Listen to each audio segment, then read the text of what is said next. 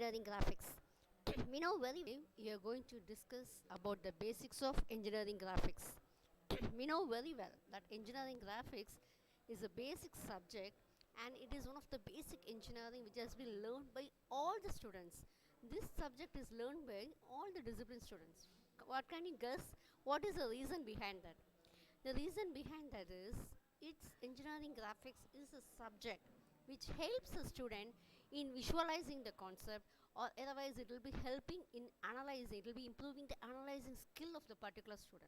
So only this engineering graphics, which is a basic subject regarding the mechanical and also civil engineering, nowadays it has been used by and it has been practiced by different discipline students. Okay, so now I'll be seeing this basics, very basics of engineering graphics. I'm not going to detailed section. This is a basic discussion about what is engineering graphics and what we are going to do. Now here, this is engineering drawing is a basic step in the design process. So what it is, the first step is visualizing. What is meant by visualizing? You know very well. See, whenever you hear the word aeroplane or anything else, we can see, we can visualize in our mind itself, isn't it? So what is the shape, what is the structure of that particular object? So that is visualizing. Okay. So in regardless of the text, in comparison with the text, visualization is a very good technique where we can convey our ideas. So actually engineering graphics is that where we are going to communicate to the students in terms of shapes and diagrams, and also we are going to draw different diagrams here. So that is the second step is actually we had a problem identification and visualization. Okay, so here now we'll be discussing what we are going to do. The first step is visualizing, that I told you. It will be, we will be mentally working on how it will be anything else. And the next step, it will be a step which is involving a practical section. In the sense, it will be sketching. Okay, so what we have visualized, for example, what we have in our mind, we are having it as a rough sketch over that. In that itself, you will have to come out with your initial ideas, you will have to do brainstorming. Okay, so you'll have to think it over the various models or various ideas which do you have, and based on that you will be developing the sketches. Okay, so after the sketches being developed, we go for the geometrical model. Okay, so geometrical model is based on the sketches. We are going for the geometrical model. What is meant by geometrical model? It can be either a 3D object, it's a three-dimensional object, and when we are when you are thinking about a particular object, we have to communicate to the end user. So how you can communicate to the end user? So we are creating the geometrical model. So what is the basis? The base is the sketches. Okay. Next, what it is actually? Next will be a detailed drawing. What is meant by the detailed drawing? In the case of your detailed drawing, what we are doing actually, we are saying about what are the shapes, what are the intricate details. So what all we are going to, thinking of about, we are going to include in that, we are including all the details of this. For example, if you take it as water bottle, what you will have? You will have a cylindrical pot or any other shape which is comfortable, and also we have a cap. Okay, so in that we will be describing the dimension of each and every component. So after that, what happens? You are going for documentation. What is meant by documentation? So whatever we have sketched or whatever we have created a model, it will not be useful unless you are creating a document of that particular process. So that is the documentation is one where we are creating a particular documents and the specific all the details drawings, and again the components or what are the types of components, the shape, dimensions, everything will be included in the documentation. This is the basic idea. Now we'll be entering into the engineering graphics. Okay, so next one, just I'm now discussing about standards. So what is meant by standards and what is the purpose of using the standards actually? And again, drawing is of two types, isn't it? Artistic drawing and also technical drawing. So what is actually artistic drawing? As you know very well, okay, you are will be painting different shapes or anything else. What is the difference between the painting and the technical drawing? Actually, when you take it as a art or anything painting, we don't have any other rules or any other standards for that defining them. But in the case of this technical drawing, we have certain standards or a set of rules.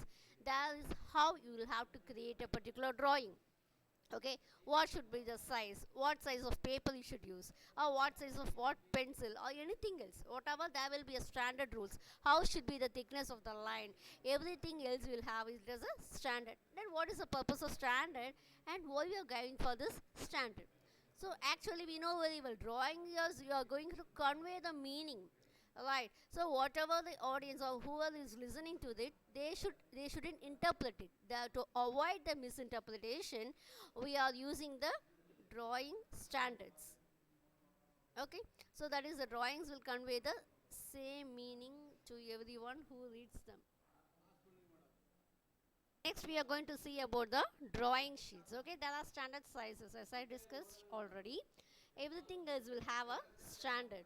Okay, so here now we are going to discuss about the standards. So, for example, it's of trimmed paper. We have it as A0, A1, A2, A3, and A4. So, A4 would have been discussing using in your day-to-day life.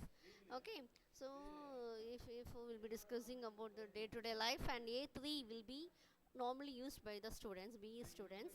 Okay, so A3 is of 297 mm into 420 mm.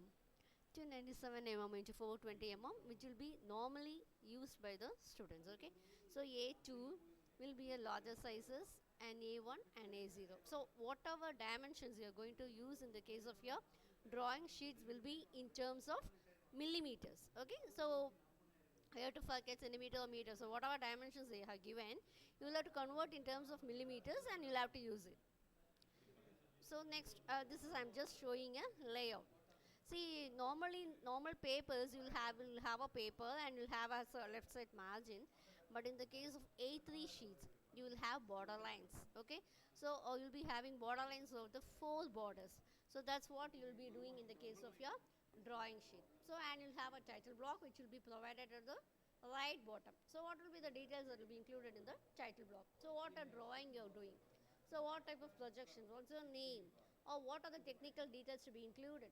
Everything else will be provided in the title block, which will be located in the bottom right side. So normally you are going for A3 paper, which will be of about 297 and 420 mm.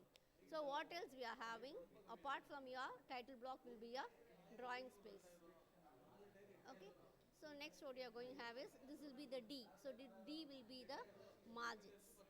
Next is you're having a scale. Normally, when you hear this word scale, you'll be just thinking about the instrument, isn't it?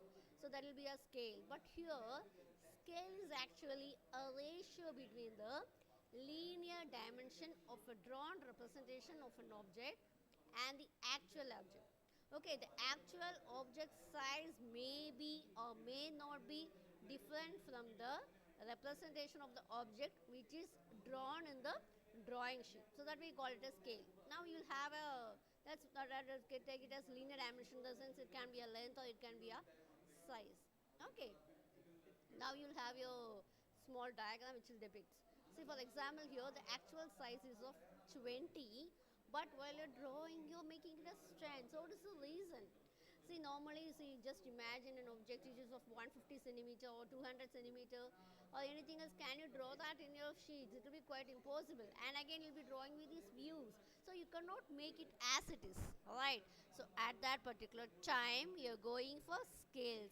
We are either reducing it or otherwise we are enlarging it. So here what I am doing, my actual size is 20, right? So I cannot draw this in the drawing sheet. So what I am doing is I am going to reduce this and I am drawing so that it is apt for your A3 sheet. Okay, so that is the purpose of scale. So based on the actual dimensions, you can either enlarge it or either you can reduce it. So it will be based on your need and based also on the given input. Okay, so this I have seen. This is 10. What is the scale actually here? It is 1 is to 2. Why it is 1 is to 2? It's actually the actual size is 2 times of the original drawing. So that is we call it as your enlargement or reducing scale. Okay, here what you have done is actually we have reduced it. So since we have reduced your dimensions, we call it as your reducing scale. I can say here. Okay, scale is formed by the ratio. So normally the scale will be indicated as a ratio only, as I said already. So 1 is to 1, what it is, say for example, if you have it as a 75 mm or anything else, you can draw it very easily. It's an edit of 7.5 centimeter. So you can draw it very easily. So at that time, you can go for full sizes, that is 1 is to 1. Okay, the second one is an enlargement scale. What is enlargement scale? So you are going to draw a very small component. For example, you're going to draw a screw or a nut, anything else which is very small.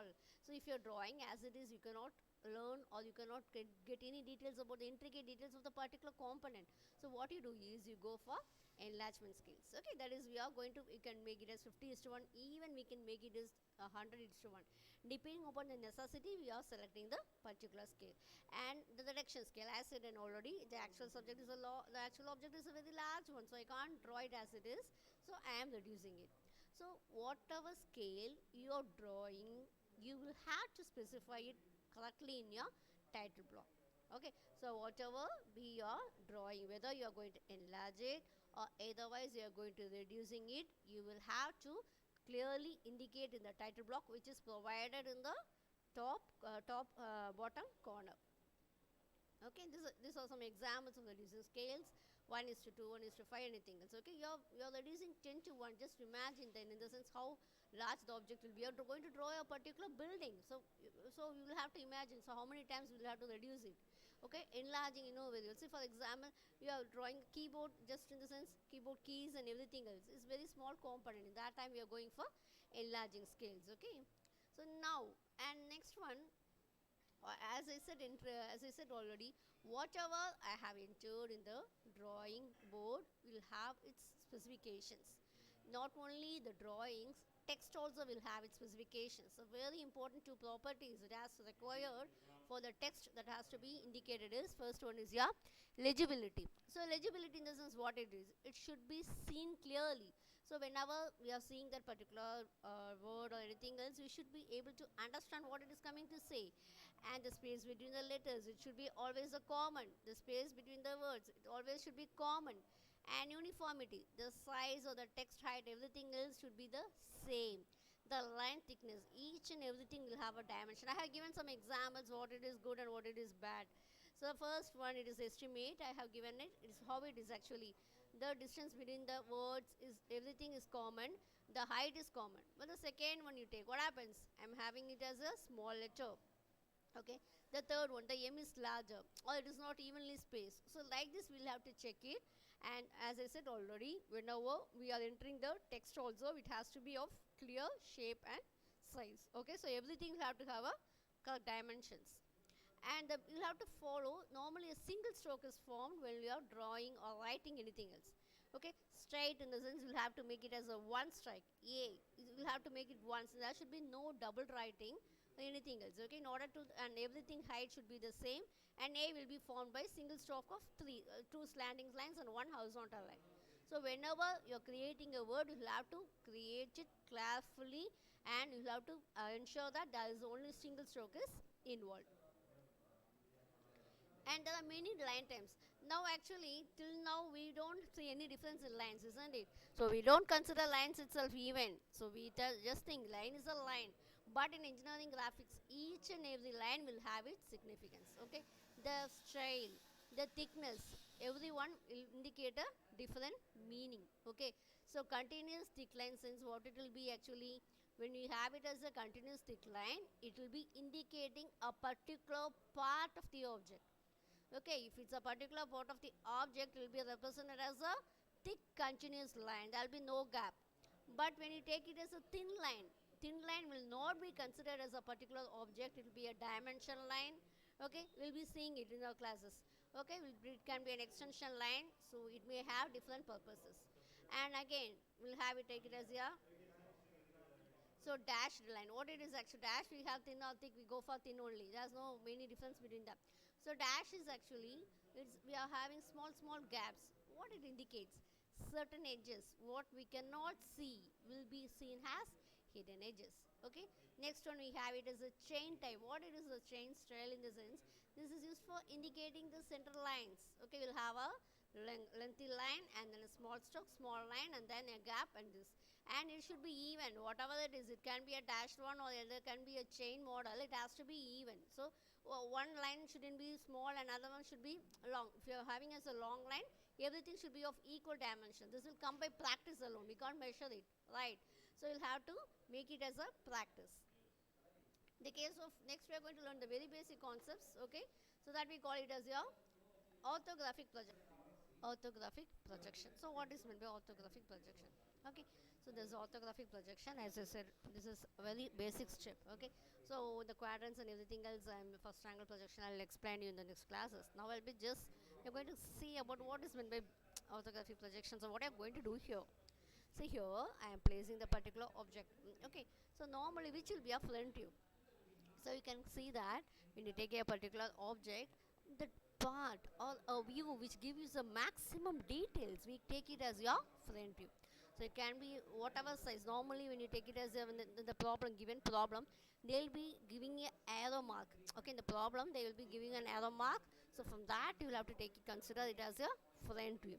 Okay, so we'll be seeing from the front, that we call it as a front view. And the top view, what you will do, as already I discussed, will be being from the top and will get your top view. Okay, so what about your views, other views, in the sense side view, and it can be a left side view, it can be a right side view and all. So what happens here is you are viewing from the side in the sense it can be a right or left. So this in the case of first angle projection, so that only I written as first angle projection. Actually this will be like a mirror. So how you will do is you will be viewing an object from the left, okay, and you will be drawing in the right. In the mirror, what you will do, if you are lifting your left hand, it will be seen as you are lifting your right hand. The same concept will be applicable here also. So what happened here is, here now I am seeing this, what I have done here is, example I am saying, I am view from the view your particular object from the right, and I would have drawn in the left side. Okay, and now what I have done, left side view I have drawn here. How it is, I'll be drawing it from the left side, and I'll be writing and be drawing in the right side. Okay, so these are actually the basic lines. This is the alphabet of lines. This is very very essential. So this is like our ABCD, what we do in our English. Okay, with this, without this we can just, while I'm again and again repeating this is whenever you change that particular dimension line, when you are changing that, when you are giving pressure to the dimension line, it conveys a different meaning. Okay, so the object line will be indicated as a thick line. So hidden line, how it will be indicated? So hidden line will be indicated with as a dashed line. Next one you will have it as a center line. So center line will be indicating the symmetry, or normally it will be applicable for revolved or rotated objects, and dimension line it will be a thin line, it is just an extension or used for dimensioning. Okay, so now what I am doing here is I am having a very simple component. I am not going to the complicated drawings now. Okay, I am just going to have a very small component, so that you can view it very easily and you can draw it very easily. Okay, I am not having any holes or any cuts or very difficult. So I am going to have a simple object and I am going to draw this. See here I said actually I am having 3 arrow marks. Why I am having 3 arrow marks? Okay, so reason is actually I am going to have 3 views I am going to draw. The first one here, I am viewing from this, so I am drawing this side. What is this actually here? Front view. Okay, I am taking it as a front view. So what are the details? You can see it is indicated in the, what arrow it is? Yes, it has been indicated in the green arrow. We take it as a front view. Next one, what you are doing here? We are viewing from the top. See, when you are viewing from the top, you can see you are having a top layer, and also in the bottom also you are having a layer, isn't it? But you cannot indicate that particular depth when you are viewing from the top. That depth will not be seen in the top. That height, everything else will be viewed in the front view only. Okay, so when we are viewing this simple object from the top, what are the layers will be seen, that you have to keep in your mind. Okay, so we are having this top layer and you are having the another layer. Why I have put this line? Because there is, you are having a line edge over there, and you can see that that line will be coinciding with the line which is seen in the front view, and this particular object is having the same width in the case of your front view and also top view. Okay, and I have drawn this side view. What side view can anyone say? I have drawn in the left side view. Okay, I have drawn in the left side, in the sense what it is actually, I have drawn from the, I am seeing this object from the right side. Okay, I am now seeing this object from the right side and I am drawing this view. Okay, so what I can see here when I am seeing from this right side, what you can see, this layer, this layers will be seen from that view. What are the layers which has been seen? I have drawn it. And either I have drawn any other hidden lines here? No, because there is no hidden lines here. Okay, so we are drawing only these lines. So this here another component which I am having.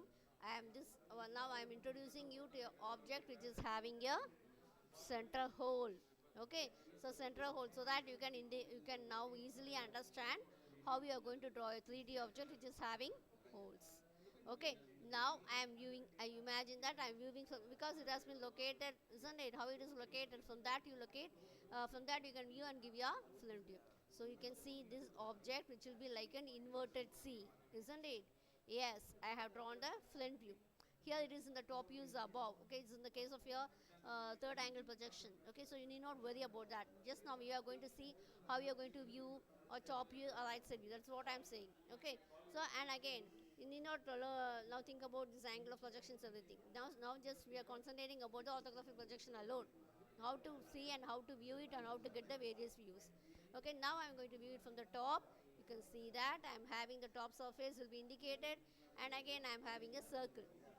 You can see that the circle will have two central lines, and the edge and the cut which is being provided cannot be seen in the top view. So what I am doing, I am taking it as a hidden line. So that is the purpose of your hidden lines. Okay, so wherever you are having a cut on the unknown surface, you will have to indicate this hidden lines. And again you can see that the circle is not seen in the front view. So what I have to do, I have to indicate. So I am making it as a central line, and I am indicating how these two dotted lines will come. The length will be equivalent to the circle. Okay, next one, what you will have your right side view. This is actually third angle projection. So only in order to make the difference, only I have made one in first angle and second in the third angle. The third angle, how it will be, the right side view will be drawn in the right side itself. Okay, so to make you understand the difference. Other concepts we'll see it later, but your right side will be drawn in the right side itself. Again, I am looking it over. I'm making the drawings. Okay, so now we have been made with the help of dimensions. But here now we have made it with the help of your dimensions. Okay, I have made this dimension. I have seen what extensions. This is one indication. Okay, so you can see this, and you can, because why I'm doing this is because this is a diagram on which has more dimensions. You can see there will be an arrow mark, isn't it? The arrow mark will be indicating your front view. And why I'm saying there should be a center line, because certain components they will be placed which are asymmetrical. They will be placed elliptical. They may not share their central common axis. So, but the second one we are having enough information. Okay, whether what mistakes did you have? Can you find out? Yes, we are having it as a dashed line. Dashed line is used for the hidden purpose, but here you should have a central line. Okay, so that is the mistake what we have committed. So the last topic we are going to discuss today is dimensioning. The dimensioning is a numerical representation of what is the object, so how it is everything else. Okay, how much it is measuring, everything else is required. You can see that this is 3, this is 5 and 3. Okay, so that is the purpose of dimensioning is giving a numerical value. And actually there should be no under dimensioning. What is meant by under dimensioning? We are not marking up to the mark. See, for example, here we have a 5 and 3, but here we do only have 5. We don't know what is the dimension of the cut section. In the sense, we don't have the dimension value up to the mark. Okay, so or otherwise we don't have dimensioning, required dimensions. We are lagging in the dimensions. That is called as your under dimensioning. What do you call it as over dimensioning? See here, the next figure, second figure, you can see that 5 we have, 2 we have, 3 here. See, if they have indicated as 2 and 3, what is the purpose for 5? So if they are given as 5, 2 doesn't need to exist. Okay, unnecessarily they are putting dimensions. What happens? Unnecessarily you are marking the dimensions, your whole diagram will be getting distorted. It will not be clean and neat. So we should use appropriate dimensioning. Okay, so we have to find this exercise. This is for the exercise. So we are having some mistakes. Can you find out what are the mistakes? Yes, number 1, the 5 shouldn't be placed inside. Okay, and the dimension lines shouldn't intersect each other. So these are the dimension mistakes which are primarily made. Okay, and again the larger dimension should be placed apart, and the smaller dimension should be placed near. Okay, so with this I'm completing this section, And I thank everyone for your patient listening.